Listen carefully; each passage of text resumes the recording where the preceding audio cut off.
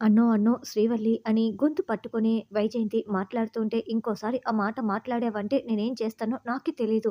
కాసేపట్లో నువ్వు చస్తావు. నేను ఇక్కడే కూర్చొని ఉంటాను అని రాయుడు కూర్చొని ఉంటాడు. మీరు ముందు డోర్ బద్దలు కొట్టండి అని ధాత్రి చెప్పటంతో కేదారి యువరాజు డోర్‌ని బద్దలు కొట్టేస్తారు. అయ్యో! అత్తయ్య గారు నురగలు కక్కుతున్నారు. వెంటనే హాస్పిటల్‌కి తీసుకువెళ్దాం అని ధాత్రి అంటుంది. రేయ్ యువరాజ్ నువ్వు కారు తీయరా అని కేదార్ వైజయంతిని మోసుకొని బయటికి పరుగులు పెడతాడు. రేయ్ పాపరాయుడు వైజయంతికి ఏమీ కాకూడదని కోరుకో. ఏమైనా అవ్వాలి నేనే నిన్ను చంపేస్తానని సుధాకర్ వార్నింగ్ ఇస్తుంటే అది బతికినా మళ్ళీ చంపేస్తాను కదా అని రాయుడు అనుకుంటూ ఉంటాడు. వైజయంతిని హాస్పిటల్‌లో జాయిన్ చేయటం, ట్రీట్మెంట్ స్టార్ట్ అయిపోతుంది. అప్పుడే కౌశికి రిసెప్షన్ దగ్గరికి వచ్చి వైజయంతి అనే పేషెంట్ ఎక్కడ అని అడగటంతో, ఓ పాయిజన్ పేషెంటా? అదిగో అక్కడ ఉన్నారు అని చెప్పటంతో కౌశికి అక్కడికి వస్తుంది. బాబాయ్ ఏంటి పిన్ని విషం తాగిందని చెప్తున్నారు. ఏం జరిగింది బాబాయ్ అని అడగటంతో, పాపారాయుడు బాబాయ్ గారే విషం కలిపి తినిపించారు వదినా అని ధాత్రి చెప్తుంది. ఆయన జైల్లో కదా ఉండాలి. బయటికెలా వచ్చాడు అని కౌశిక్ అడుగుతూ ఉంటే, ఇదిగో ఈ యువరాజే బెయిల్ ఇప్పించాడు అని సుధాకర్ చెప్తాడు. ఏంటి యువరాజ్ ఎలా ఇప్పిస్తావు? ఎందుకు ఇప్పించావు? అని కౌశికి నిలదీస్తూ ఉంటుంది. అక్క నేను పోలీసుల్ని మేనేజ్ చేసి నీకు తెలియకుండా బెయిల్ ఇప్పించాను అని యువరాజ్ అంటే నీకు బుద్ధుందా? అంటూ కౌశికి తిడుతూ ఉంటుంది. తప్పంతా యువరాజ్‌దే కాదు వదినా. ఇప్పుడు అత్తయ్య గారు బతిమలాడడం వల్లే యువరాజ్ ఇలా చేయాల్సి వచ్చింది అని నిషి చెప్తుంది. ఎంతైనా అన్నయ్య కదా ప్రేమ ఎక్కడికి వెళ్తుంది? అందుకే అత్తయ్య గారు అలా చెప్పినట్లు ఉన్నారు అని ధాత్రి అంటుంది. ప్రేమ ఉండొచ్చమ్మా కానీ రాయుడు ప్రాణాలు తీసే వ్యక్తి. అతనికి దూరంగా ఉండాలి కదా! ఇప్పుడు చూడు తన ప్రాణం మీదికి వచ్చింది అని సుధాకర్ అంటాడు. ఎందుకు యువరాజ్ ఇలా చేశావు? నువ్వు విడిపించే ముందు ఒక్క మాట నాకు చెప్పి ఉంటే నేను ఇంటికి సెక్యూరిటీ పెంచి ఉండే దాన్ని. అసలు రాయుడిని ఇక్కడికి రానిచ్చేదాన్నే కాదు అని కౌశికి చెప్తుంది. ఏంటొదినా తప్పంతా యువరాజ్‌దే అని అలా తిడుతున్నారు. కరెక్ట్ కాదని నిషి నిలదీస్తూ ఉంటే, తప్పని చెప్తున్నారు నిషి. తిట్టటం కాదు అది అర్థం చేసుకో. తిట్టటానికి, చెప్పటానికి చాలా తేడా ఉంది. ఈరోజు అత్తయ్య గారు ఈ పరిస్థితిలో ఉన్నారంటే కారణం ఆయన రావటమే కదా అని ధాత్రి అంటే, ఏంటే ఇదంతా అసలు మీ వల్లే జరిగింది. నీ వల్ల, నీ భర్త వల్లే మేము ఈరోజు ఇలా హాస్పిటల్‌లో ఉన్నాము. మేమందరం ఇలా కొట్టుకోటానికి, అత్తయ్య అలా ట్రీట్మెంట్ తీసుకోటానికి మీరిద్దరమే కారణం అని నిషి అంటే, ఏం మాట్లాడుతున్నావు నిషి? అసలు ఆయనకి బెయిల్ ఇప్పించింది మేం కాదు. ఆయన ఇంట్లోకి రావటానికి కూడా మేము అంగీకరించలేదు అని కేదార్ అంటే, అవును ఆయన చేతిలో ఏదో బాటిల్ కూడా ఉంది అని మేము మీకు ముందే చెప్పాము. కానీ మీరు వినిపించుకోకుండా చూడు ఎంత పని చేశారో. మీరు కారణమైతే మమ్మల్ని ఎందుకు అంటున్నారని ధాత్రి అంటుంది. ఏంటి నిషి ప్రతి దానికి కూడా జగదాత్రి వాళ్ళని తప్పు పట్టడం నీకు అలవాటైపోయింది అని కౌశిక్ అంటుంది. ఏంటి అక్క నువ్వు అసలు వాళ్ళ తప్పుని ఎత్తి చూపించకుండా ఎప్పుడు వాళ్ళని వెనకేసుకు రావటం నీకు అలవాటైపోయింది. వాళ్ళ తప్పుల్ని కూడా చూడలేకపోతున్నావు అని యువరాజ్ అంటాడు. లేదు దీనికి అంతటికీ కారణం ఈ జగదాత్రి వాళ్ళే. అసలు అత్తయ్య గారికి ఈ పరిస్థితి ఎందుకు వచ్చింది? రాయుడు ఎందుకు చంపాలనుకున్నాడు అని నిషి అంటే, ఇంకేంటి శ్రీవల్లి అత్తయ్య కూతురని నిజం తెలుసుకున్న అతడు పరువు పోతుందన్న ఉద్దేశంతో చంపటానికి చూశాడు అని ధాత్రి చెప్తుంటే, అప్పుడే రాయుడు అక్కడికి వచ్చి ఇదంతా చాటుగా మొత్తం వింటూ ఉంటాడు. శ్రీవల్లి అత్తయ్య కూతురని రాయుడికి చెప్పింది ఎవరు అని నిషి అంటే, నేనే చెప్పానమ్మా అంటే ఇప్పుడు నాది తప్పని వేలెత్తి చూపిస్తున్నావా అని సుధాకర్ అంటాడు. ఇందులో మీ తప్పు అస్సలు లేదు మామయ్య గారు. దీనికంతటికి కారణం ఈ జగదాత్రి కేదారే. అసలు శ్రీవల్లి ఇంట్లో ఉండటానికి కారణం ఎవరు? శ్రీవల్లిని తెచ్చిపెట్టింది వీళ్ళే కదా! ఈరోజు శ్రీవల్లి కనుక ఇంట్లో లేకపోయి ఉంటే అత్తయ్య గారికి ఈ పరిస్థితి వచ్చి ఉండేదే కాదు. కాబట్టి కారణమంతా వీళ్ళిద్దరేను అని నిషి చెప్తుంది.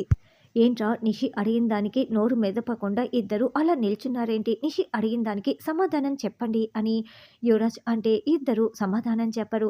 నీ వల్లేనే మాకు ఈ ఇంట్లో ప్రశాంతత లేకుండా అయిపోయింది. ఏయ్ జగదాత్రి మనస్ఫూర్తిగా అడుగుతున్నాను. నువ్వు నాకు ఒక సహాయం చేస్తావా చెప్పు అని నిషి అంటే, ఏంటో అడుగు అని ధాత్రి అంటుంది. దయచేసి మీరిద్దరూ మా ఇంట్లో నుంచి వెళ్ళిపోండి. మమ్మల్ని వదిలేసి వెళ్ళిపోండి. అప్పుడే మేము సంతోషంగా ఉంటాము. అసలు నీ జాతకమే అంతా. నీకు తోడు ఇదిగో ఈ దరిద్రుడిని వెంట పెట్టుకొని వచ్చావు. అందుకే మాకు ఇలా దరిద్రం చుట్టుకుంది అని నిషి చెప్తుంటే, కేదార్ కోపంగా ముందుకు వస్తుంటే ధాత్రి అడ్డుపడుతూ ఉంటుంది. నిష్క నోరు మూసుకుంటావా? మనిషివన్నా మాటైనా నీకు గుర్తుకుందా? కొంచెం అది మనసులో పెట్టుకొని మాట్లాడడం నేర్చుకో. నోటికి ఎంతొస్తే అంత మాట్లాడకు. ఏంటి జగదాత్రి నీ పక్కన ఉన్నందువల్ల నీకు మనశ్శాంతి లేకుండా అయిపోయిందా? సంతోషంగా ఉండలేకపోతున్నావా? జగదాత్రి అన్నది నీ పక్కన లేకపోతే ఈ పాటికి నువ్వు జైల్లో ఊచలు లెక్క పెడుతూ ఉండాల్సి ఉండేదానివి. నువ్వు చేసిన పనులు అలాంటివి. ఒక్కసారి గుర్తు తెచ్చుకో అని కౌశికి అంటే జరిగిన సంఘటనలు చూపిస్తూ ఉంటారు. జగదాత్రి నీకు ఎప్పుడు మంచే చేయాలని చూసింది. నీ మంచి కోరుకునే జగదాత్రిని ఇలా మాట్లాడడం అస్సలు కరెక్ట్ కాదు అని సుధాకర్ అవునని దాత్రి గురించి చాలా గొప్పగా కేదార్ కూడా చెప్తూ ఉంటారు. అసలు మీరు మామయ్య గారు ఎప్పుడు కళ్ళు తెరుస్తారో, దీని మోసాలన్నీ బయటపడతాయి. అప్పటికైనా కళ్ళు తెరవండి అని నిషి అంటుంది. నువ్వు మారతావనుకోవటం మా తప్పమ్మా. ఈరోజు వైజయంతి ఇలా హాస్పిటల్‌లో ఉండటానికి కారకులు ఎవరో అందరికీ తెలుసు. కానీ నీకు చెప్పాలని చూస్తున్నాను చూడు, మాదే పెద్ద తప్పు. గొడవ పడకుండా ప్రశాంతంగా ఉండండి. నాకు చెప్పే ఓపిక లేదు అని సుధాకర్ చెప్తాడు. అప్పుడే నర్సు బయటికి రావటంతో మా అత్తయ్య గారికి ఎలా ఉంది అని ధాత్రి అడుగుతూ ఉంటుంది. కాసేపట్లో డాక్టర్ ట్రీట్మెంట్ పూర్తి చేసుకొని బయటికి వస్తారు. అప్పుడు మాట్లాడండి అని నర్సు వెళ్తుంది.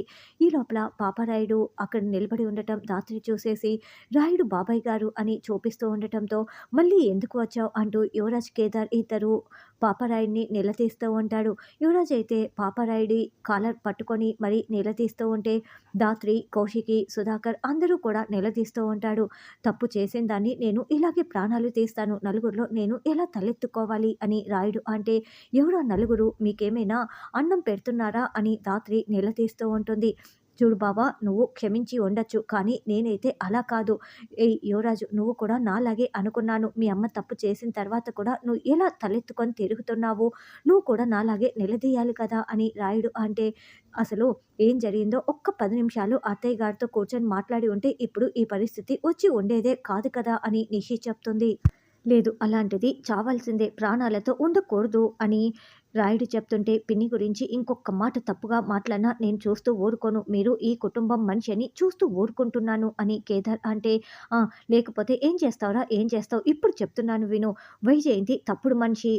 వ్యక్తిత్వం లేని మనిషి. అందుకే అక్రమ సంబంధంతో పిల్లను కనిందని చెప్తున్నా ఆ శ్రీవల్లిని" అని రాయుడు చెప్తుంటే అసలు శ్రీవల్లి మా అమ్మకి పుట్టలేదు మావయ్య అని యువరాజు అరుస్తూ నిజం చెప్పేస్తాడు. మా అమ్మ ఏ తప్పు చేయలేదు. శ్రీవల్లి మా అమ్మ కూతురు కానే కాదు. మా అమ్మ గురించి నాకు తెలుసు. మా అమ్మ ఏ తప్పు చెయ్యదు కాక చెయ్యదు అని యువరాజ్ చెప్తుంటే అందరూ షాకింగ్‌గా వింటూ ఉంటారు. నిషి టెన్షన్ పడుతూ ఉంటుంది. ఏమంటున్నావు యువరాజ్? శ్రీవల్లి అత్తయ్య గారి కూతురు కాకపోతే మరి ఆశ్రమంలో ఎందుకు జాయిన్ చేసింది? చెప్పండి అంటూ ధాత్రి కేదార్ నిలదీస్తూ ఉంటే నేను అమ్మ కూతుర్ని కాదా అన్నయ్య అని శ్రీవల్లి అంటుంది. కానే కాదు. ఇదే నిజం. నువ్వు మా అమ్మ కూతురివి కాదు అని యువరాజ్ మరొకసారి చెప్తారు. అయితే శ్రీవల్లి ఎవరి కూతురు? నిజం చెప్పు యువరాజ్ చెప్పు అని ధాత్రి కేదార్ నిలదీస్తూ ఉంటే అవును చెప్పరా అంటూ సుధాకర్ కూడా అరుస్తూ ఉంటాడు. ఏంది చెప్పేది? వాళ్ళమ్మ చేసిన తప్పుని కప్పిపుచ్చుకోవటం కోసం వీడే అబద్ధాలు చెప్తున్నాడు. రుజువు చేసుకోమంటే ఎక్కడి నుంచి సాక్ష్యాలు తీసుకువస్తాడు ఈ వైజయంతి అక్రమ సంతానమే అని రాయుడు అరుస్తూ చెప్తూ ఉంటే కాదని చెప్తున్నా కదా అంటూ యువరాజ్ మరొకసారి రాయుడు షర్టు కాలర్ పట్టుకొని అరుస్తూ ఉంటాడు.